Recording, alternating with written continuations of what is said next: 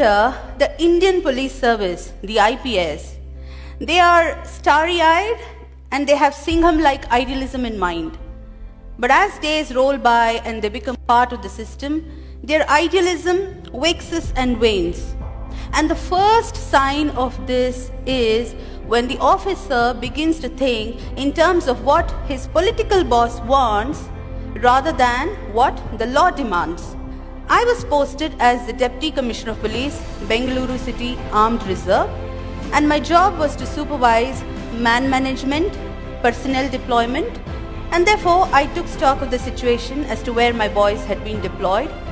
And to my utter shock, I found that a number of politicians, the public representatives, the MLAs, MPs, MLCs and so on, had kept gunmen in excess of the authorized number they were supposed to keep. Now, I made a list. There were 82 politicians who had kept about 216 gunmen in excess of the number they were entitled. I started withdrawing them. The first resistance came from my own boss, who reprimanded me in front of my subordinate officers. Yet, undeterred, I completed the task. I withdrew till the last excess gunman came back to the unit.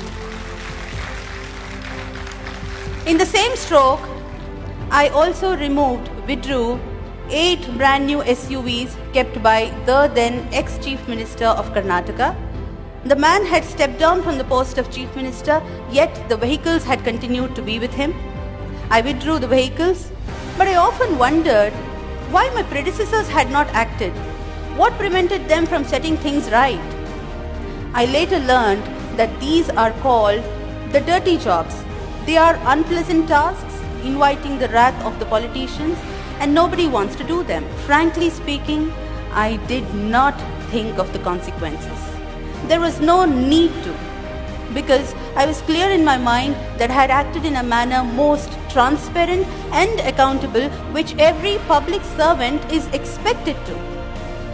Now, after this report, I was slapped a defamation suit notice. So what is the take home? If you stir hornet's nest, be prepared for all kinds of oddities and notices. So, challenges therefore are manifold.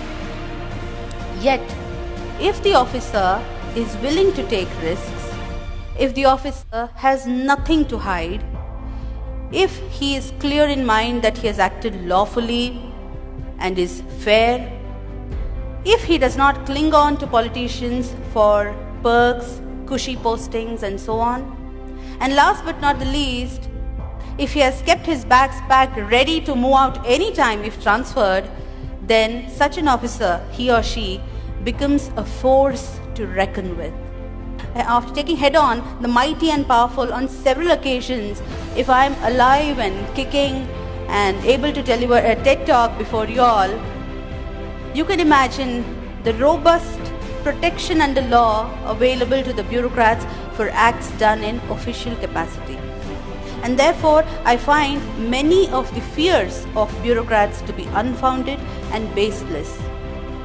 Now, you might see that it's a commonplace knowledge that the MLAs, the MPs, the MLCs, these posts are created under the Constitution of India, but one must not forget that it is under the same Constitution the All India Services, the IAS, the IPS are created. And Article 311 of the Constitution gives complete protection to the bureaucrats for acts done in official capacity, and it is available to every officer in the country, including the state services. So the day the bureaucrats are able to come out of the phobia of transfers, the phobia of politicians, we will have the best bureaucracy in the world. Karl Marx once said, bureaucracy is an iron cage. But I find that our bureaucrats have chained themselves. They are the ones holding the chains. The day they break away from these self-imposed chains, the day they start exercising their real powers, we will see a new India. Thank you.